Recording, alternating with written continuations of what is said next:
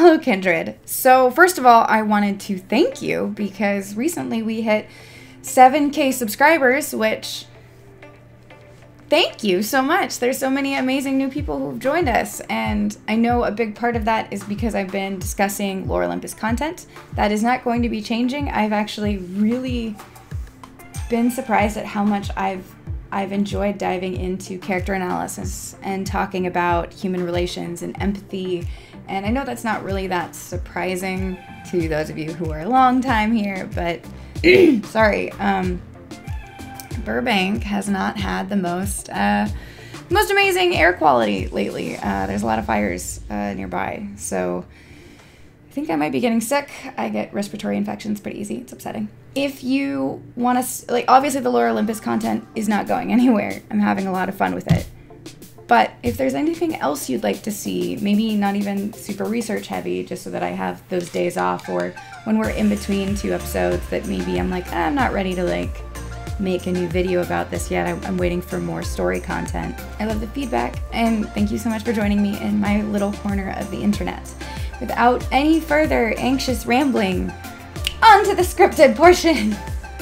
La la la la, la la la la, la la la la, la la la.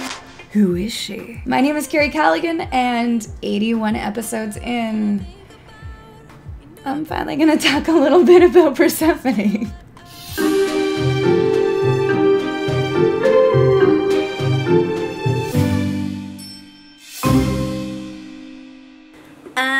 Kiri, Persephone is like one of 2 major protagonists. You talk about Hades all the time. Why did it take you so long to finally talk about Persephone? I'll tell you, lady person who is definitely not just me in a different hat giving an arbitrary question so that I can give you the premise of this video essay. There are 2 reasons. The first being is that there is so much nuance to her character that I just didn't quite feel prepared yet to really make a video about her. I took like a zillion mental notes, most of which I'm sure I will not be able to cover in this video, but I'm gonna try to cover as much as I can. This will not be the last time we're talking about her. So if I don't mention something, it's not that I forgot it, it's just we don't have enough time to cover it in this one video. The second reason being, talking about Persephone means talking about a lot of familiar things from when I was a dumb 19, 20-year-old, and I really wasn't ready to talk about that yet. Let's put an ominous pin in that for now.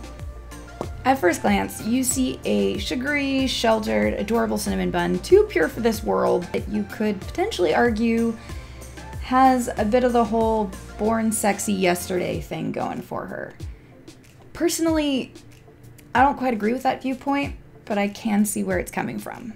For those of you unfamiliar with the term, born sexy yesterday is a trope we often see in movies, like 99% of the time, with a female character who is both childlike in their naivety, but also incredibly and unintentionally sexual. She's constantly being objectified by both the audience and everyone around her without her knowledge, and is often making her male counterpart all hot and bothered while being completely unaware of her own sexuality or that anyone would want something sexual from her. You can see some of these ingredients in Persephone, and on a surface level, she might fall into this trope.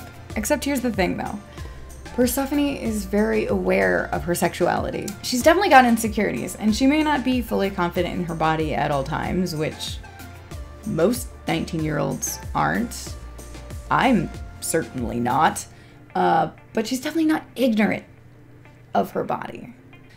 And while she does know that nudity in itself does not automatically mean sexual, which any theater kid can attest to is the gospel truth. I mean, backstage quick changes are just, ain't nobody got time for that. There is a reason she's fine changing in front of Hermes, but will try to conform to a lot less familiar practices when she needs to take a shower in Hades' office. Unlike the born sexy yesterday trope, she is aware of the social differences and nuances.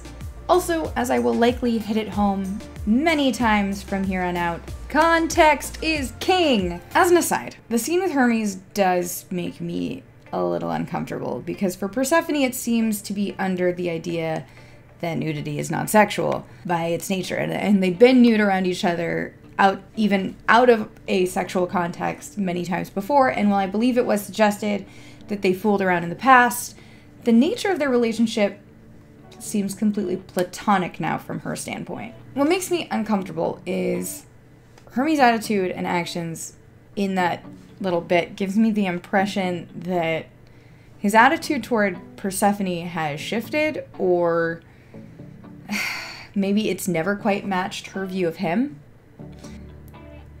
The reason it makes me uncomfortable is it seems to me to sort of blur an unspoken line of consent here.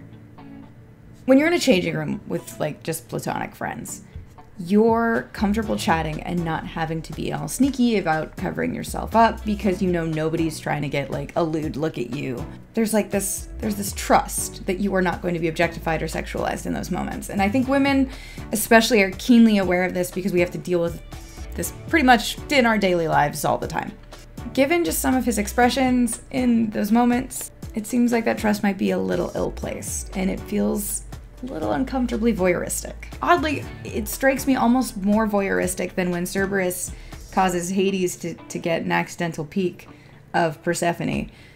And I think it's because Persephone is actually aware of the potentially revealing moment when that door opens, as opposed to being oblivious that her friend's view of her may not be what she thinks. I know I'm getting a little hung up on this idea, but bear with me here because it's kind of complicated, and while it may not necessarily be relevant to what's happening in that moment, I do want to explain it because I feel like so many people don't understand it. For example, I have often heard the complaint of not understanding why women get upset when you catch them in their underwear, but they will wear bikinis that show just the same amount or even more. And I'll tell you, Kindred, it's not about the skin that's being shown, it's about the context in which that skin is being shown and the consent to that. And unlike someone who is just a cardboard cutout of the born sexy yesterday trope, Persephone definitely understands the differences and the nuances between these situations. And on a note of being aware of one's body and sexuality, you don't own this kind of lingerie, and this is definitely lingerie, not underwear, if you are completely unaware of your body and your sexuality. I did not have garter belts figured out till I was at least 24, and goodness, they were not so comfortable that I thought, yeah, I'll just wear this all day under my normal clothes for no reason, with no intention of anyone possibly even catching a glimpse of it. Especially when your mother has spent your entire life trying to falsely convince you that you are meant to be an eternal maiden and aren't a fertility goddess. I also find that's some rebellious underwear there. That's some rebellious lingerie. Go Persephone. Oh, again, for those in the back, Demeter lied to her daughter about being a fertility goddess! And then proceeded to usher her into a scholarship program for eternal maidenhood. Now, I grant you, the ancient Greek version of virgin is not the same as what Christianity would later hold it up as. But let's stay on topic. Remember how we talked about Hera's potential inner turmoil? How, at least in mythology, she was the goddess of marriage, shamed into marrying her own rapist, who continued to make a mockery of the very thing she protects and represents by consistently and publicly violating their vows? Now imagine that your own mother knew what you were supposed to be, knew who you were at the very core of you. Get it? Core. K-O. I'll see myself out. She lies to you for your whole life and puts you on a path that will probably send you in the opposite of who you were supposed to be. The closest thing I can think of for a sort of real-world comparison would be if your parents knew you were meant to be part of the gay pantheon from a very young age, or even from your birth, and then they proceeded to actively mold you into the most heteronormative person alive. Which happens all the time, unfortunately. Now, I don't know if Persephone has truly accepted that her mother lied to her, but let's take that feeling of, like, going against the grain of your own soul, and put a pin in that for now because that is going to be a constant part of her background processing.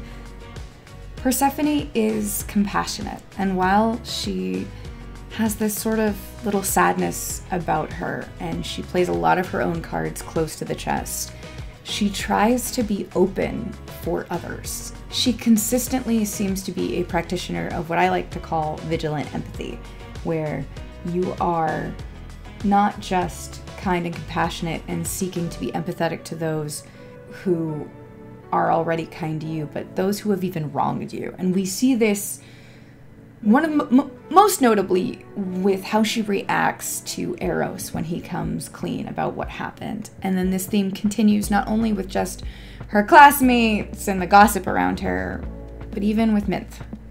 This scene, to me, is so important because it would have been so easy to make Persephone a two-dimensional, Jesus-y, only do good person. But what actually happens pulls her further away from being that two-dimensional person and also from being just the born sexy yesterday trope. Persephone is tempted to say something. She even briefly fantasizes about, oh, she'd probably get in so much trouble if I did this.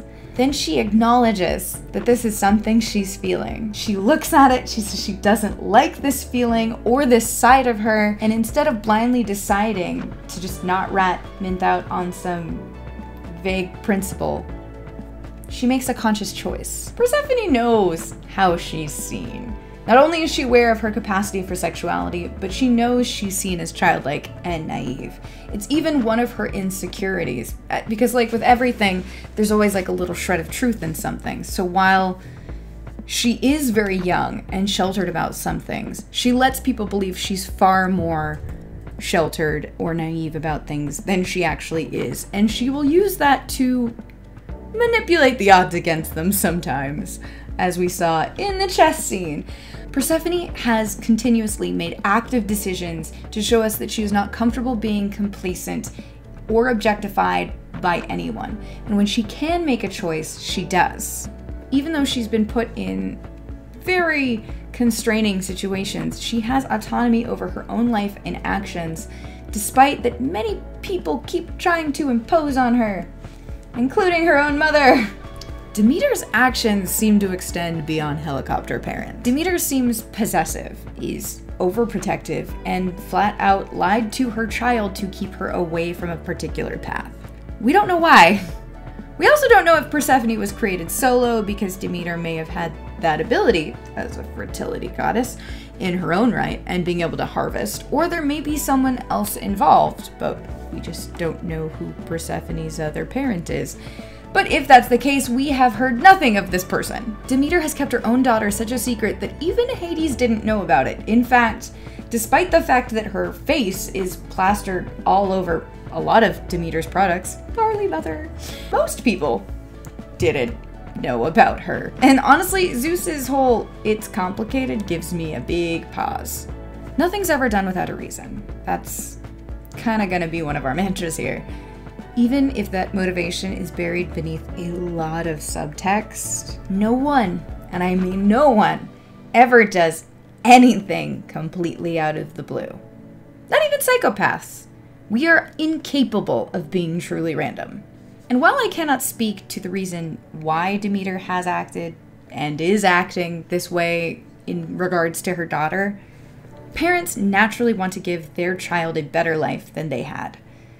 Sometimes this comes with pushing an agenda that may not truly be in the child's best interest, but is seen in that mindset as preventing the child from falling into the same pitfalls that the parent did. And the way that Demeter has pushed, the way she has kept Persephone from Olympus and under constant supervision, the way she kept the whole fertility goddess thing a secret, it makes me wonder what pitfalls Demeter might be trying to keep Persephone from. Especially considering in the Arcadian myth, Demeter was also a victim of assault herself. Now I get it. I have talked a lot about assault and abuse since we first started talking about the nitty-gritty of character arcs and going into trauma.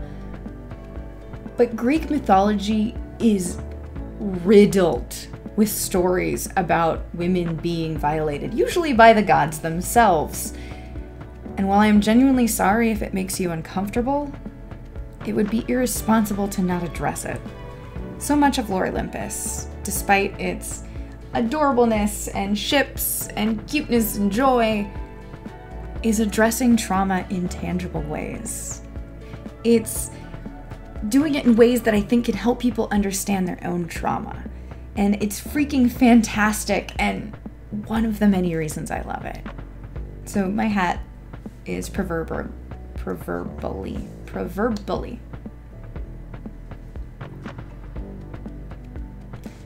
You're awesome, Rachel. In this video, I'm not going to talk about Apollo. We will come back to him and what happened, especially as I know there's more coming from him, but right now, we're putting a pin in it because that really does deserve a video all its own. And that's gonna be a rough one. The last bit of nuance I want to touch on before we get to point 2, and goodness, there is a lot here. I am very sorry. I still didn't get to talk about everything I wanted to, but that's okay, we'll talk more later, is a series of events that I want to draw attention to them as I understand them. Because this is another thing that I'm sure will be a big reveal later, but I want to make sure that we highlight it. Kor is accepted into the scholarship of eternal maidenhood and wants to move in with Artemis, but Demeter forbids it. Then Artemis gets a letter saying that Kor will be able to move in with her after all, but now she's also going by the name Persephone. Kor coming from the Greek word of maiden. Persephone is thought to be of a pre-Greek origin, but possibly relates to the Greek pertho, meaning to destroy, or phone, or funny, I'm actually not sure how that's pronounced, Persephone, well, meaning murder. Phony means murder. Funny. Persephone. Funny means murder. Can't be right. You may recall it being mentioned that mortals call the gods by different names. For instance, Hades is the name he was given to by the mortals. So Artemis, what was it that changed Demeter's mind? Frankly, this world hopper and her tinfoil hat thinks it wasn't to protect Persephone. I think it was to protect the mortal realm from Persephone. So for all of these reasons, and ones I didn't even touch on yet, I feel like we have a character who is more than what the born sexy yesterday trope has to offer. However, she is also 19. Actually 19. Barely an adult. Way too young, given the ages of most of the other gods. And while she is mature for her age, the second thing I want to talk about, which is far less complicated, but just as important, is something that may hit home a little close for some of us. And it's Persephone, please stop. Here's the thing. You and I know that they are fated to be together. They don't. This is so important for us to remember that the characters do not know what we know. As far as Persephone knows, Hades is in a relationship. Even if she knew the depths of how toxic that relationship was, it's still not okay behavior. This is get yourself tangled up in other people's drama behavior, even if it does have the best intentions. The responsible thing to do here, honestly, is to be a truly platonic friend and not further confuse a problematic situation. If you find you cannot manage that, you need to walk away. In my first video, I talked about how even though Minth's actions were easier to identify in their abusive and toxic nature, Hades was an active participant in his toxic circumstances. In my first video, I talked about how even though Minth's actions were easier to identify in their abusive and toxic nature, Hades was an active participant in his circumstances with his own toxic and unhealthy behaviors. Again, that does not mean he deserved to be treated that way by Minth. What I'm saying is He contributed to this bad relationship with his own toxic behavior, which fed into the never-ending vortex of bad that these kind of relationships are. Because like with any relationship, it does take two to make one, even a bad relationship. And why this is important. So when I was 19-ish, 20, I found myself in a somewhat similar scenario. At least, I thought it was at the time. I thought this person who was in and out of something that seemed bad, I thought if I could step in, I could break the cycle. Because in scenarios like this, when you're that close to it, we believe we can save people. We believe we are Hades and Persephone, that we're fated to be together. But here's the sad truth. 99% of the time, actually 99.9% of the time, we're not them. And that's not how our story ends. It takes two people to make even a bad relationship. And your love is not going to suddenly fix that person's bad behaviors or what was wrong, because usually both people are contributing to their toxicity, even if they're trying their best. Your love is not the cure-all to a situation. And you're not gonna save someone who has not taken the steps to save themselves or repair the bad toxic relationship they're in. And they need to be the ones to fix that. You can't. And instead of breaking the cycle, you're going to become a part of it. And you're either going to get tangled in their off and on again, with your own off and on again, or you're going to be seen as something terrible, or both. And you're gonna get your heart broken over and over and over again. Persephone needs to be more mindful of the boundaries that have been set, no matter how much her heart is fluttering. I know we want that cuteness, but until some things change, this can only end badly. Hades needs to get his stuff together. At the risk of sounding like a therapist, the time has come to stop repressing and start expressing, and no longer be complacent in your own unhappiness. Hades, make a real change. I know it's scary, but you need to do it. And finally, both of them need to get to a point where they see each other as equals, because honestly, I don't think they have that right now. Hades sees Persephone as this little girl needing to be saved, and the imps in Persephone's head seem to agree with that to some degree. That she's just some dumb village girl that people tolerate rather than want to be around. Look, the biggest obstacles with May-December relationships, which, let's be honest, this is one of the biggest age gaps you're ever going to find, is that the partners have to see each other as that. Partners. Equals. Right now, a lot of work has to be done for that to happen. Not just for them to see each other that way, but for them to actually be that way as well. What are your theories about Persephone? Also, what party is Hera flashing back to? Whose party? Who's home? Are they on Olympus? Because I think that's the only time we've ever seen Persephone like alone before she went to Olympus. And given now that how helicopter parenty Demeter has been known to be, isn't it odd she's all by herself when it's been said how much Demeter doesn't approve of Zeus and how he runs things? Or is it just a party with the gals? I have so many questions about that one brief little flashback. Keep on the windy side of Kiri, Kindred, and until next time, stay curious.